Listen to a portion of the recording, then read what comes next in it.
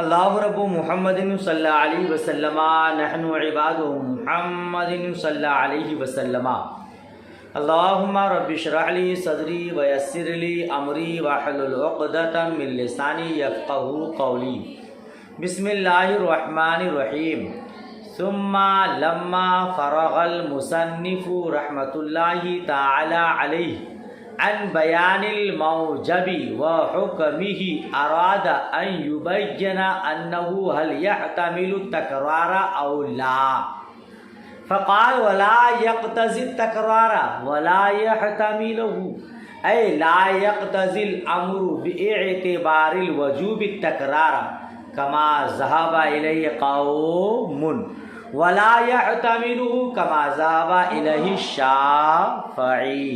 ترجمہ دیکھیے، پھر مصنف علیہ الرحمہ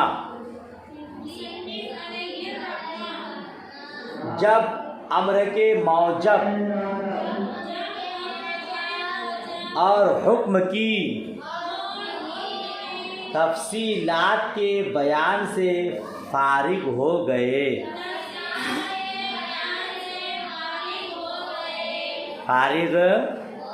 اراد ان یبین، تو یہ بیان کرنا چاہا کہ امر تکرار کا احتمال رکھتا ہے یا نہیں رکھتا ہے۔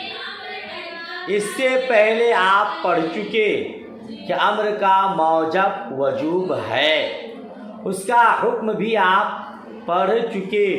اب ایک نئی بات بیان کرنا چاہتے ہیں کہ امر کا موجب تو وجوب ہی ہے، وہ تکرار کا احتمال رکھتا ہے یا نہیں۔ فقال، تو مصنف علیہ الرحمہ نے فرمایا، امر نہ تکرار کا تقاضا کرتا ہے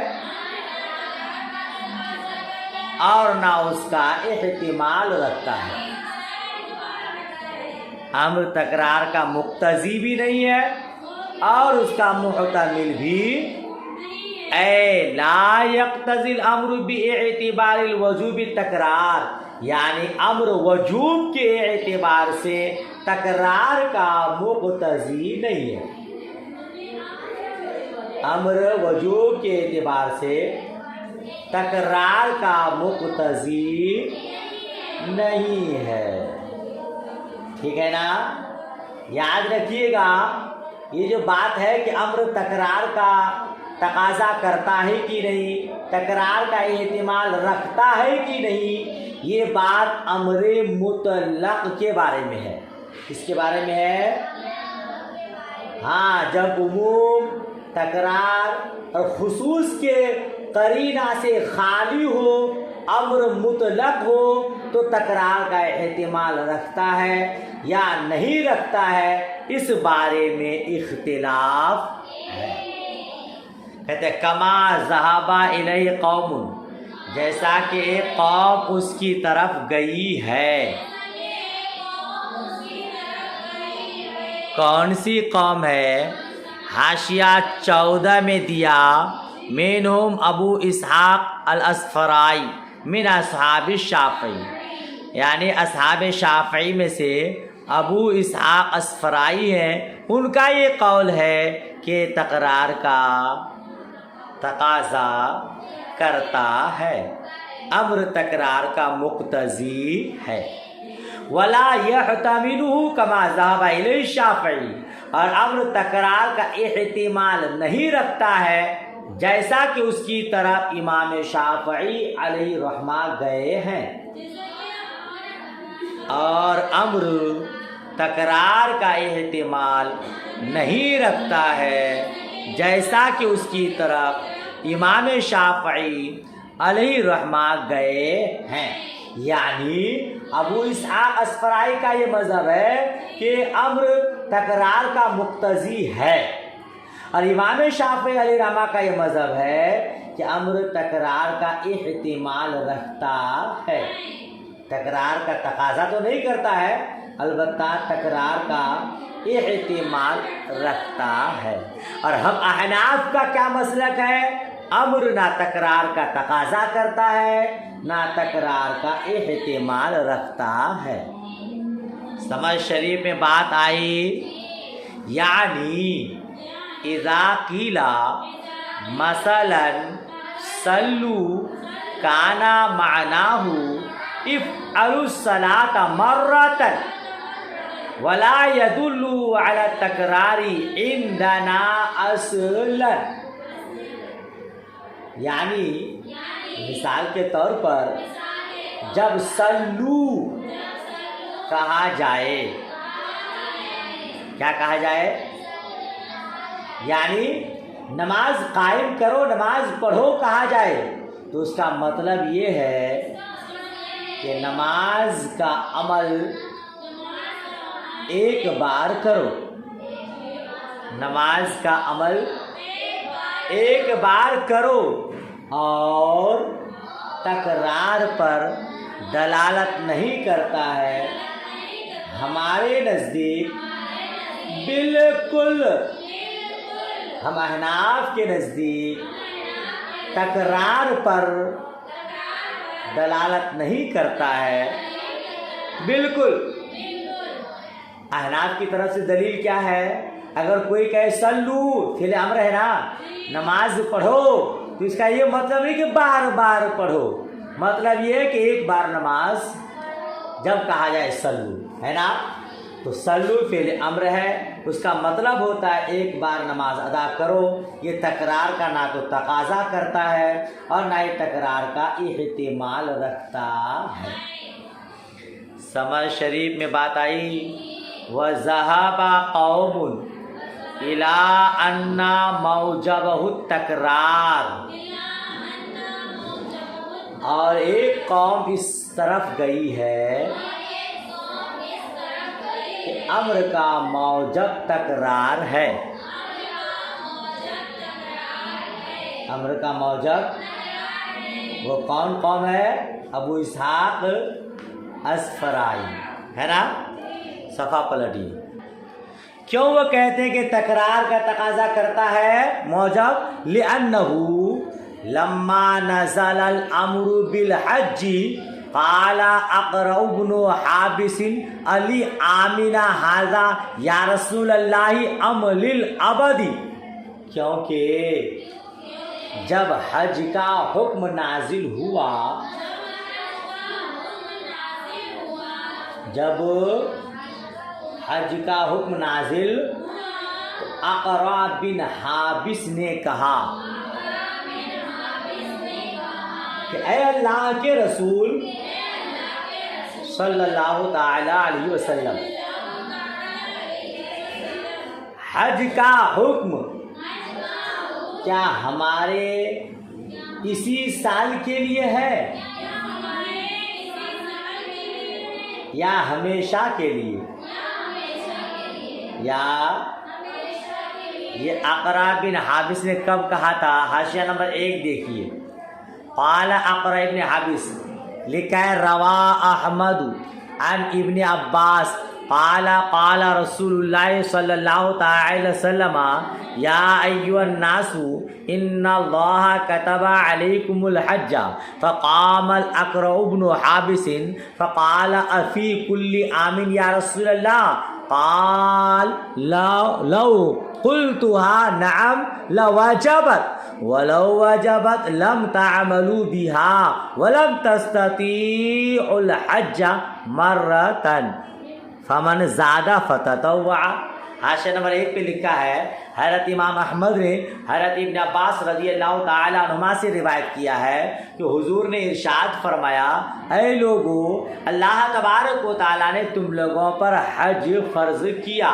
तो अक़रा बिन हाबिस खड़े हुए और उन्होंने अर्ज़ किया कि या रसूल अल्लाह, हर साल हज फ़र्ज़ है? तो मुस्तफ़ा करीम ने फरमाया, अगर मैं कह देता हाँ तो हर साल हज ज़रूर वाजिब हो जाता, और अगर वाजिब हो जाता तो तुम उस पर अमल नहीं कर पाते, तुम उसकी इस्तिताअत नहीं रख पाते। तो हज एक मरतबा फ़र्ज़ है और जो ज़्यादा करे वो नफल है। इसी मौका पर उन्होंने कहा था। तो जिन लोगों ने कहा, जिसका ये कौल है कि अम्र का मौजब तकरार है, उनकी दलील यही हदीस मुबारक, کہ اگر تکرار کا احتمال نہیں رکھتا تو اقرا بن حابس یہ سوال نہیں کرتے، اقرا بن حابس یہ سوال نہیں کرتے. کہتے ہیں مع انہو، نہیں کیا لکھا ہے، اتنا ہو گیا، ترجمہ ہو گیا. کیونکہ جب حج کا حکم نازل ہوا تو اقرا بن حابس کھڑے نے کہا علی آمنہ ھذا، کیا ہمارے لیے اسی سال حج فرض ہے اے اللہ کے رسول، ام للابدی، یا ہمیشہ کے لیے. ففہمت تکرار مع انہ کان من اہل اللسان، تو اس لیے تکرار سمجھ میں آیا، تو اس سے تکرار سمجھ میں آیا باوجود کہ وہ اہل لسان تھے، وہ زبان والے تھے، اہل لسان تھے. وہ زبان والے ہونے کے باوجود تکرار سمجھے، تبھی تو حضور سے سوال کیا. اگر تکرار نہیں سمجھتے تو آپ سوال نہیں. ثم لما علم ان فيه حرجا عظیما اشکل علیہ فسأل، پھر جب معلوم ہوا کہ اس میں حرج عظیم ہے، پھر جب معلوم ہوا کہ اس میں حرج، تو حضرت اقرا کو شبہ پیدا ہوا، حضرت اقرا کو، اور رسول اللہ صلی اللہ تعالی علیہ وسلم سے دریافت کیا، اور رسول اللہ صلی اللہ تعالی علیہ وسلم سے دریافت کیا. کیا مطلب کہ اقرا بن حابس اہل لسان ہونے کے باوجود انہیں شک و شبہ پیدا ہوا کہ اگر ہر سال حج فرض ہو تو یہ تو حرج عظیم ہے، لوگ حرج میں پڑ جائیں گے، اس کی استطاعت بھی نہیں رکھیں گے. شک و شبہ پیدا ہوا. اچھا یہ شک و شبہ کیوں پیدا ہوا؟ یہ شک و شبہ کیوں پیدا ہوا؟ وہ اس لیے پیدا ہوا کہ تمام عبادات اسباب متکررہ کے ساتھ متعلق ہیں، اسباب متکررہ کے ساتھ، یعنی نماز ظہر کا جب وقت ہوتا ہے نماز ظہر فرض، جب بھی عصر کا وقت ہوتا ہے عصر کی نماز فرض، جب بھی مغرب کا وقت آتا ہے تو مغرب کی نماز فرض، جب بھی رمضان شریف کا مہینہ آتا ہے تو رمضان شریف کا روزہ فرض. یہ انہیں شک پیدا ہوا کہ جب بھی وقت آتا ہے نماز ظہر کا تو نماز ظہر فرض، جب بھی دوسری نماز کا وقت آتا ہے وہ نماز فرض، جب بھی رمضان شریف کا مہینہ آتا ہے رمضان شریف فرض. تو جب بھی حج کے مہینے آئیں گے تو حج فرض ہوگا، اور جب حج ہر سال فرض ہوگا تو لوگوں پر حرج ہوگا. ایک شبہ پیدا ہوا، اسی لیے آپ نے اچھا ایک شک پیدا ہونے، شبہ پیدا ہونے کی وجہ یہ بھی ہے کہ وقت تو بار بار آتا ہے مگر بیت اللہ شریف تو ایک ہی ہے، تو پھر ایک بار ہی حج فرض ہونا چاہیے، اسی لیے آپ کو شک و شبہ پیدا ہوا. آپ کے حاشیہ نمبر 3 پر اس کو لکھا ہے نا. حضور فرماتے اگر میں ہاں کہہ دیتا نا، او سبحان اللہ، کیا معلوم ہوا کہ حضور مختار ہیں، صرف قانون دان، قانون ساز بھی ہیں. اگر آپ ہاں کہہ دیتے تو ہر سال حج فرض ہو جاتا. مصطفیٰ کریم نے ہاں نہیں کہا تو ہر سال حج فرض نہیں ہوا. وذهب الشافعی رحمہ اللہ الى ان محتملہ التکرار، اور امام شافعی رحمۃ اللہ تعالی علیہ اس بات کی طرف گئے ہیں کہ تکرار کا محتمل ہے، امر تکرار کا احتمال رکھتا ہے، امر تکرار کا تکرار کا احتمال رکھتا ہے. تکرار کا احتمال کیوں؟ لأن اضرب مختصر من اطلب منہ ضربا، کیونکہ اضرب اطلب من کا ضربن کا مختصر ہے. بولیے، کیونکہ اضرب اطلب من کا ضربن کا کیا مطلب کہنا چاہیے اطلب منکا ضربن، میں تجھ سے مارنا طلب کر رہا ہوں، اسی جگہ پر اضرب کہا جاتا ہے۔ تو اضرب اس جملے کا اختصار مختصر ہے، وہ ہوا نکرۃ، اور وہ نکرہ ہے، کون؟ ضربن۔ والنکرۃ فی الاثبات، اور نکرہ اس بات میں، اور نکرہ تخص خاص ہوتا ہے۔ نکرہ یعنی جملہ مثبت کا جملہ ہو، کلام مثبت کا ہو اور اس میں نکرہ ہو تو وہ خاص ہوتا ہے نا۔ لیکن تحتمل العموم، لیکن عموم کا احتمال رکھتا ہے۔ خاص تو ہوتا ہے لیکن عموم کا احتمال، جی نکرہ اگر نفی کے تحت ہو تو عموم کا فائدہ دیتا ہے، اور وہی نکرہ اگر مثبت میں ہو، اس بات میں ہو تو خاص ہوتا ہے، لیکن عموم کا احتمال رکھتا ہے۔ فَيُحْمَلُ عَلَيْهِ، تو اسی پر محمول کیا جائے گا، تو اسی پر بِقَرِينَةٍ تَقْتَرِنُ بِهَا، ایسے قرینہ سے جو اس کے ساتھ مقترن ہوگا۔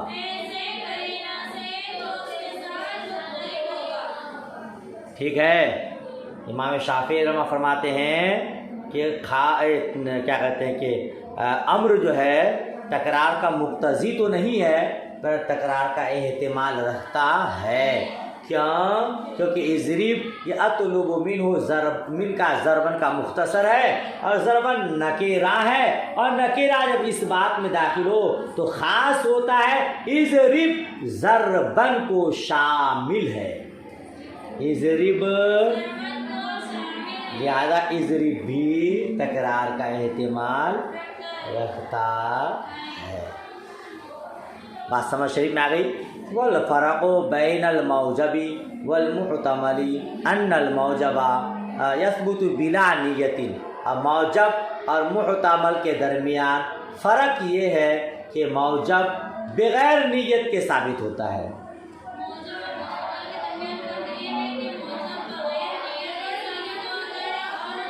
والمحتمل یثبت بالنیت، اور محتمل نیت کے ساتھ، نیت سے ثابت ہوتا ہے۔ وَدَلِيلُنَا سَيَأْتِي، اور ہم احناف کی دلیل ان قریب آنے والی ہے۔ سمجھ شریف میں بات آئی۔ موجب اور محتمل میں کیا فرق؟ موجب بغیر نیت کے ثابت ہو جاتا ہے، اور محتمل بغیر نیت کے ثابت نہیں ہوتا۔ ہم احناف کی دلیل کہ تکرار کا احتمال نہیں رکھتا ہے اور تکرار کا مقتضی نہیں ہے، ان قریب آگے آنے والی ہے۔ ماشاءاللہ سمجھ میں آ گیا؟ تو سبق یہیں تک رہنے دوں؟ چلیے دعائے خیر میں یاد۔ اللہ حافظ، خدا حافظ۔